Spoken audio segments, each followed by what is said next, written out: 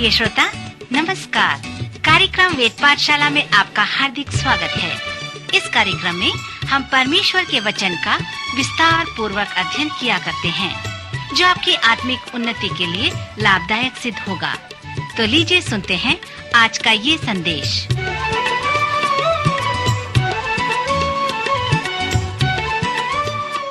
प्रिय श्रोता मित्र, वेद पाठशाला कार्यक्रम की अगली कक्षा में आपका स्वागत है। यह कक्षा संपूर्ण पवित्र शास्त्र का सर्वेक्षण है और इस सर्वेक्षण ने हमें पुराने नियम के नबियों की पुस्तक तक ले आया है। पिछली कक्षा में हमने दानियल नबी के विषय में सर्वेक्षण प्रारंभ किया था, जिसमें हमने ये देखा था कि राजा नबूकदनेस्सर एक स्वप्न देखता है और जो पंडित लोग उसके स्वप्न और उसका फल नहीं बता सकते हैं, उन्हें वह नाश करने की आज्ञा निकालता है। इसमें दानियल और उसके 3 मित्र भी शामिल होते हैं। फिर दानियल जल्लादों के प्रधान आर्योक से बड़े हियाव के साथ कहता है कि वह जाकर राजा से कहे कि मैं उसके स्वप्न का फल बताऊंगा। जैसे ही आर्योक वहां से राजा के पास चला गया, तब दानियल के 3 मित्र दानियल से पूछने लगते हैं, क्या तू राजा का स्वप्न जानता है? दानियल ने कहा, मुझे उसका स्वप्न नहीं मालूम, सो आओ स्वर्ग के परमेश्वर से प्रार्थना करो। सो दानियल और उसके मित्र रात भर प्रार्थना किए और जब वे प्रार्थना कर रहे थे, तब अलौकिक रूप से वह भेद दानियल को दर्शन के द्वारा प्रकट किया गया। जब दानियल को राजा के सम्मुख ले जाया गया, तब राजा ने कहा, हे जवान, मैं समझता हूँ कि तू मेरे स्वप्न को बता सकता है। और दानियल उत्तर देता है, नहीं महाशय, मैं नहीं बता सकता। इन संसार में ऐसा कोई मनुष्य नहीं है जो इसे बता सकता है, परंतु भेदों का प्रकटकर्ता परमेश्वर स्वर्ग में है और वह मनुष्यों में रहता है। और वह परमेश्वर जो स्वर्ग में है मुझ में भी रहता है, और उसी ने मुझे तेरे स्वप्न और उसका फल बताया है। सो उसने राजा का स्वप्न और उसका फल उसे बता दिया। इतना सुनकर नबूकदनेस्सर राजा ने मुंह के बल गिरकर दानियल को दंडवत की और आज्ञा दी कि उसको भेंट चढ़ाओ और उसके सामने सुगंध वस्तु जलाओ।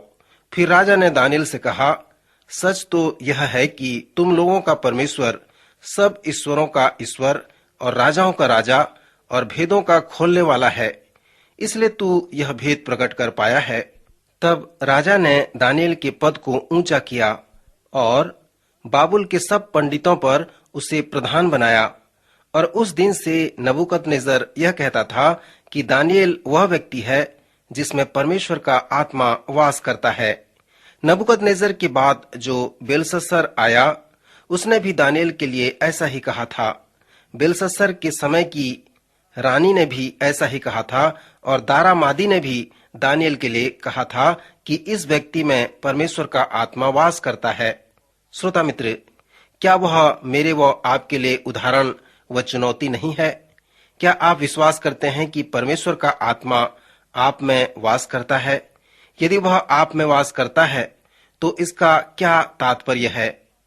क्या इसका मतलब यह है कि आपके पास अलौकिक और अद्भुत कार्य करने की क्षमता है? मैं आपसे कुछ प्रश्न पूछना चाहता हूँ। आप उन्हें अपने मन में उत्तर दें। पहला प्रश्न कि क्या आप विश्वास करते हैं कि परमेश्वर के लिए कुछ भी असंभव नहीं है? दूसरा प्रश्न है कि क्या आप विश्वास करते हैं कि ऐसे कठिन परिस्थिति में जब आप परमेश्वर पर विश्वास करते हैं, भरोसा रखते हैं, तो आपके लिए भी कुछ भी असंभव नहीं है? तीसरा प्रश्न है कि क्या आप विश्वास करते हैं कि परमेश्वर हम में है, हमारे साथ है और हमारे लिए है, सो हमारे लिए सब कुछ संभव है? चौथा प्रश्न है कि क्या आप विश्वास करते हैं कि प्रत्येक पुरुष व प्रत्येक स्त्री के लिए जो यह विश्वास करते हैं कि परमेश्वर उनमें है, उनके साथ है और उनके लिए है, तो उनके लिए सब कुछ संभव हो सकता है? मित्र, पवित्र शास्त्र में ऐसे पद हैं जो इन प्रश्नों के उत्तर को हाँ में देते हैं और मुझे आशा है कि आपका उत्तर भी हाँ में होगा। पहला प्रश्न कुंवारी मरियम का था और उसे कहा गया कि परमेश्वर के लिए कुछ भी असंभव नहीं है। जब चेलों ने एक मनुष्य के पुत्र को ठीक न कर सके, तब उन्होंने प्रभु यीशु से पूछा कि क्यों वे उसे ठीक न कर सके। यीशु ने उनसे कहा, अपने विश्वास की घटी के कारण, क्योंकि यदि तुम्हारा विश्वास राई के दाने के बराबर भी हो तो तुम्हारे लिए कुछ भी असंभव न होगा। फिर प्रेरितों ने पूछा कि कैसे मनुष्यों का उद्धार हो सकता है। यीशु ने उनसे कहा, मनुष्यों से तो यह नहीं हो सकता, परंतु परमेश्वर से हो सकता है, क्योंकि परमेश्वर से सब कुछ हो सकता है। जब वह मनुष्य जिसका पुत्र बीमार था, प्रभु यीशु से कहा, यदि तू कुछ कर सकता है तो हम पर तरस खाकर हमारा उपकार कर। यीशु ने उससे कहा, यदि तू कर सकता है, यह क्या बात है? विश्वास करने वालों के लिए सब कुछ हो सकता है। यदि आपके साथ असहनीय व असंभव जैसी समस्या कभी हुई हो तो यह जानकर मुझे आश्चर्य होगा। एक दिन मैंने एक व्यक्ति से पूछा, क्या आप कभी असहनीय व असंभव जैसी समस्या का सामना किए हैं? और उसने कहा, जी हाँ, प्रत्येक सुबह जब मैं नाश्ते के मेज पर बैठता हूँ, उसके बाद मुझे इस प्रकार की समस्या का सामना करना पड़ता है। श्रोता, शायद आपको भी इस प्रकार के संकट की अवस्था का सामना करना पड़ता होगा। पिछले चरण में हमने दानियल नबी को भी इस संकट की अवस्था में छोड़ा था। उसके पास इसी प्रकार की समस्याएं थीं, परंतु उसने उस समस्या को देखकर पीछे नहीं हटा। दानियल और उसके तीनों मित्र और जो बुद्धिमान लोग उन्हें प्रशिक्षित कर रहे थे, नबूकदनेस्सर की आज्ञा के आधार पे उन सब की हत्या होने वाली थी। वे सब नाश किए जाने वाले थे। सो दानियल की समस्या असहनीय थी। जब नबूकदनेस्सर ने कहा कि मुझे मेरे स्वप्न के साथ उसका फल भी बताओ, सो दानियल के लिए यह असंभव था। पर इसके पहले कि वह राजा के सामने गया, उसने एक प्रार्थना सभा का आयोजन किया और उसने प्रार्थना की कि परमेश्वर उस असंभव को संभव करे। श्रोता मित्र, आप देख सकते हैं कि दानियल क्यों हमारे लिए एक बड़ा उदाहरण है। इस पुस्तक में 5 आश्चर्य कर्म बताए गए हैं जो उस अलौकिक सत्य को प्रकट करते हैं, और वो 5 आश्चर्य कर्म नबूकदनेस्सर के स्वप्न का दर्शन, अनुवाद व फल हैं। आग की भट्टी से दानियल के तीनों मित्रों का बचना, राजा के स्वप्न का प्रकाशन व अनुवाद है। फिर सिंहों की मान में जब दानियल को डाल दिया गया, तब परमेश्वर ने अपना दूत भेजकर दानियल को सिंहों के मुंह से उसे बचा लिया। फिर मनुष्य के हाथ की सी उंगलियां निकलकर दीवट के सामने राजमंदिर की भीत के चूने पर कुछ लिखने लगी, और इसे राजा देखकर भयभीत हो गया। सो ये 5 आश्चर्य कर्म दानियल की पुस्तक में हैं, जो हमें दानियल के विषय में बताते हैं। स्मरण रहे कि दानियल यहाँ पर न केवल हमें विश्वास को दिखा रहा है, परंतु एक ऐसा विश्वास जो बाबुल की बंधुआई के समान हो सकता है। दानियल ने बाबुल के रणभूमि जैसे कार्य क्षेत्र में अपना संपूर्ण जीवन व्यतीत किया था। एक तरह से देखा जाए तो यशाया व यर्मिया के जैसे दानियल नबी नहीं था। वह एक अगवा, प्राचीन या याजक की तरह था, जो परमेश्वर के लोगों को बाबुल में रहते थे उन्हें विश्वास में बनाए रखता था। आइए कुछ बिंदुओं को बताऊं जिसे दानियल यहूदा के लोगों को बताया कि बाबुल की बंधुआई में उन्हें कैसे जीवन बिताना है। श्रोता मित्र, दानियल परमेश्वर की सामर्थ पर विश्वास करता था और इसलिए वह नबूकदनेस्सर के सामने खड़ा हो सका। दानियल ने राजा से कहा, तेरे स्वप्न के भेद को प्रकट करने वाला मैं नहीं, परंतु प्रकट करता परमेश्वर है। फिर उसने कहा कि परमेश्वर मनुष्यों में रहता है और वह सच्चा और जीवित परमेश्वर है। वो मेरे साथ है, इसलिए उसने मुझे यह क्षमता दी है कि मैं उसमें होकर असंभव को संभव कर सकूं, अलौकिक आश्चर्य कर्म कर सकूं। श्रोता, दानियल सचमुच में परमेश्वर की सामर्थ पर विश्वास करता था। वह प्रार्थना की सामर्थ पर भी विश्वास किया करता था। उन 5 अद्भुत कार्यों के द्वारा हम जान सकते हैं कि दानियल के जीवन में प्रार्थना का स्थान कितना महत्वपूर्ण था। इन अद्भुत कार्यों के द्वारा दानियल सभी परीक्षा व विपत्ति से जय प्राप्त कर सका। सो पवित्र शास्त्र में स्वभाव आधार पे इसके द्वारा दानियल का स्वभाव पवित्र था। परमेश्वर की सामर्थी उपस्थिति दानियल में रहने के कारण नबूकदनेस्सर द्वारा वह सम्मानित किया गया और उसने दानियल का पद ऊंचा किया। सो बाबुल प्रांत में जितने अधिपति, पंडित और उच्च पद वाले थे, दानियल से जलन रखते थे। फिर 6वें अध्याय में हम आगे के वृतांत को देखते हैं। जब अध्यक्ष और अधिपतियों ने देखा कि हमसे अधिक दानियल को प्रतिष्ठा मिल रही है, तब वे दानियेल के विरुद्ध में दोष ढूंढने लगे कि वे उसे मरवा डालें। जैसे आप इस पुस्तक के प्रथम 6 अध्यायों को पढ़ते हैं तो उन अलग अलग राजाओं पर ध्यान करें। इन राजाओं के द्वारा ही हम ऐतिहासिक समय की घटनाओं को जान सकते हैं।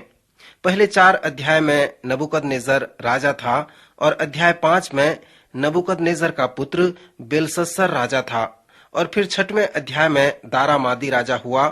श्रोता, जब आप इन राजाओं के समय व काल को देखेंगे तो दानियेल की पुस्तक के प्रथम 6 अध्याय में इतिहास के उन 70 वर्ष के समय को पूरा होते हुए देखेंगे। इस प्रकार 6वें अध्याय में देखते हैं कि अध्यक्ष और अधिपति दानियेल के विरुद्ध दोष ढूंढने लगे, परंतु वह तो विश्वास योग्य था। वे उसके कार्यों में कोई भी ऐसा अपराध या दोष न पा सके। तब वे सब राजा के पास उतावली से आए और आपस में सम्मति करके राजा से कहे कि हे राजा, ऐसी आज्ञा दे कि 30 दिन तक जो कोई तुझे छोड़ और किसी मनुष्य व देवता से विनती करे वह सिंहों की मान में डाल दिया जाए।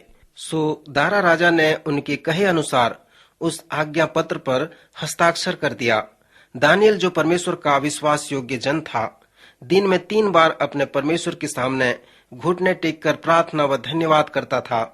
सो उन अधिपतियों के लिए यही एक तरीका था जिससे वे दानियेल को फंसाकर सिंहों की मान में डालकर मार देना चाहते थे।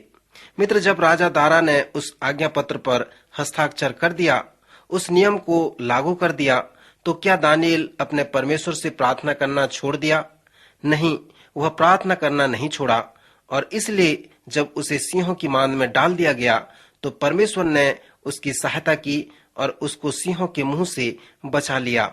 श्रोता मित्र, दानियेल के जीवन से व्यक्तिगत व आत्मिक प्रयोग क्या है?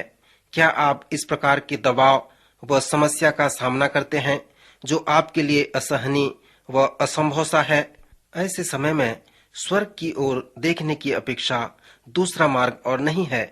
दानियेल के जीवन से आत्मिक प्रयोग यह है कि जब आप इस प्रकार के संकट का सामना करते हैं तो क्या आप परमेश्वर की सामर्थ पर विश्वास करते हैं? क्या आप प्रार्थना की सामर्थ पर विश्वास करते हैं? क्या आप परमेश्वर के उद्देश्य व आवश्यकता पर विश्वास करते हैं कि परमेश्वर अपनी योजना पूरा करने के लिए आपको उस स्थान पर रखा है कि आप उन चुनौतियों का सामना करें? यदि ऐसा विश्वास करते हैं तो दानियेल जैसा परमेश्वर पर भरोसा रखें। यह संसार भी आज हमें बाबुल के जैसे घेरा हुआ है। वह हमें परमेश्वर के प्रेम, संगति, विश्वास से अलग करके संसार के गतिविधियों में लाना चाहता है, हमें नाश करना चाहता है। परमेश्वर आपकी सहायता करे कि आप भी दानियेल के जैसे जीवन व्यतीत कर सकें।